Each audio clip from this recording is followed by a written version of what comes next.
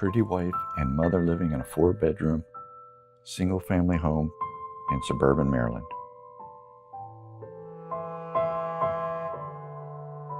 Life is easy. There's a Starbucks, bagel shops, daytime runs to the grocery store, encounters with friends and neighbors at every stop along the way.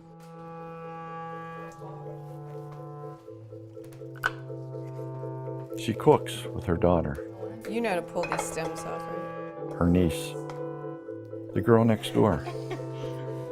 They laugh, joke, make an event of the whole experience. Wait, when is your break? Molly's going to California this year.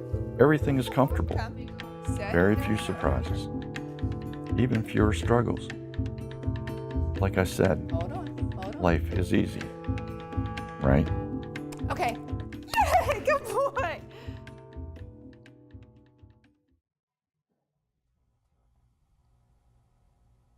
Was there a point where, when you heard about his either drug use, pill use, or alcohol use, a lot of times people go through, well, that's normal experimentation, that's kind of recreational use kind of thing.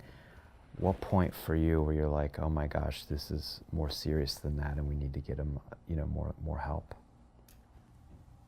I don't know. The one time I remember being in the grocery store, this was before the rehab, and my cart was full, and I get a call from one of his friends, and his friend said, I'm at the Harvest Inn with Rob, and he's had a seizure. And the rescue people are here, and Rob's refusing to go to the hospital. And he was he was still 17 or 16 or 17, so he went. I think that's when the methadone showed up. I later found out he had taken dog pills, which were pain pills. He could have died then. So then the next time he had come home, and it was clear, it was like seeing someone on one of those TV shows where they're nodding out. He fell asleep. I couldn't wake him up. I called 911. And the police came, the rescue people came, and we were all sitting around the island. And my best friend at the time was there. And by that time, Rob was just sharp on it, and he was telling the police, she's crazy. I'm not on anything. And he was so convincing that I remember the police and the rescue people looking at my friend and looking at me like I was crazy. And I remember saying to them, I'm telling you my son is on drugs. And one of them said to me, well, we'll see at the hospital. Almost like, well, we'll see, So we got to the hospital, and after a few hours, the doctor came out, and that's when he said, there are so many drugs in your child's system. So I spent the whole day trying to find a rehab center. I think that was the moment, knowing, there's no denial. Things are bad. So we got him into the Phoenix house in Arlington the next day. But after that, I thought, okay, he's 17, he's a normal experiment. I caught it early, we're good. And that's when he came out, and he finished school.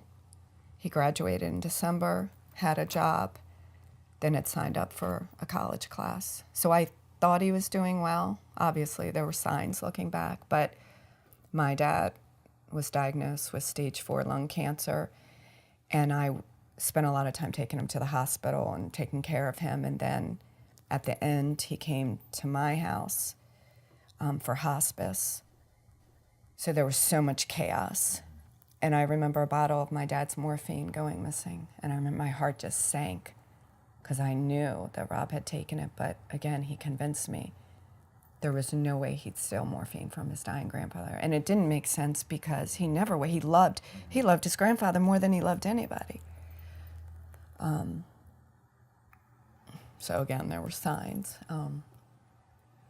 So then my dad died in our living room. Then there was still just things, I guess, were getting chaotic with Rob, and there was stuff at home, but I didn't think I had no idea he was using heroin, none.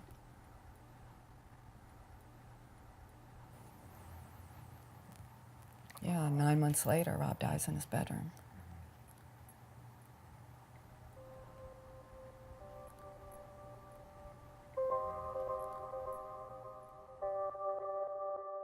When her son first died, she couldn't go anywhere near his room.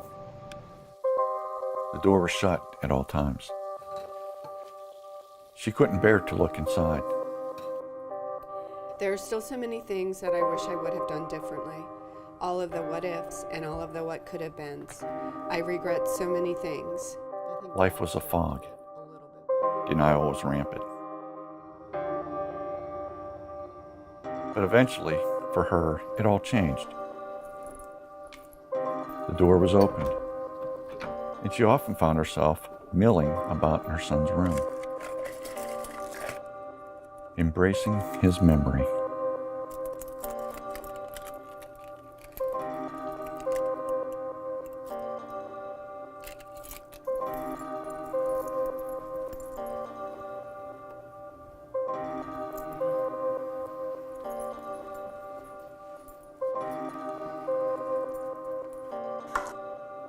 Let's make some pasta. Let's make some bird pasta.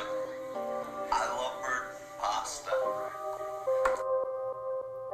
Let's make some pasta. Let's make some bird pasta. I love bird pasta.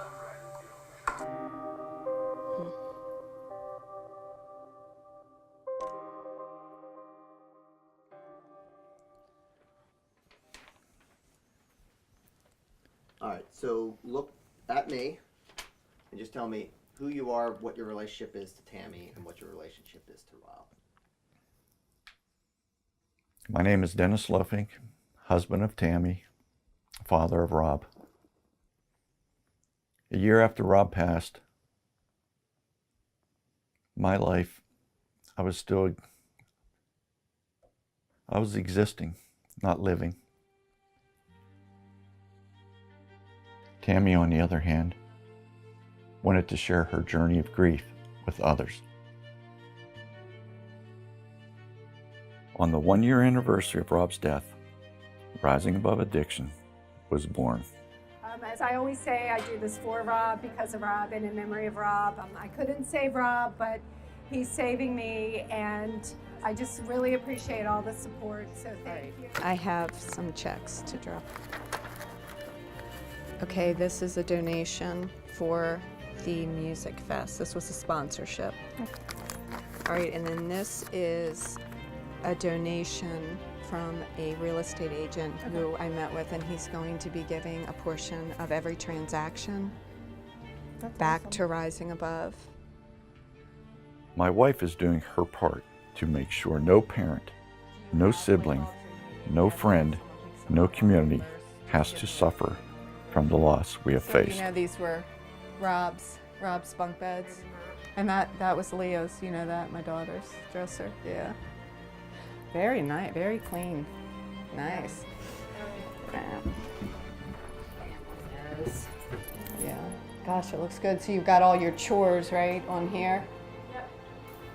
So what's you're on step 3? Yeah, I'll be going over, I have to do a reading, and then I'm going to start my 4th step with my swans. But although this may appear to be a completely selfless act, my wife has gained from this endeavor. Because I always said I wanted this to be a place where you guys did feel safe and you felt like it was home, and you know, it definitely selfishly being able to help you guys and provide you with that gives that his death some sense of purpose.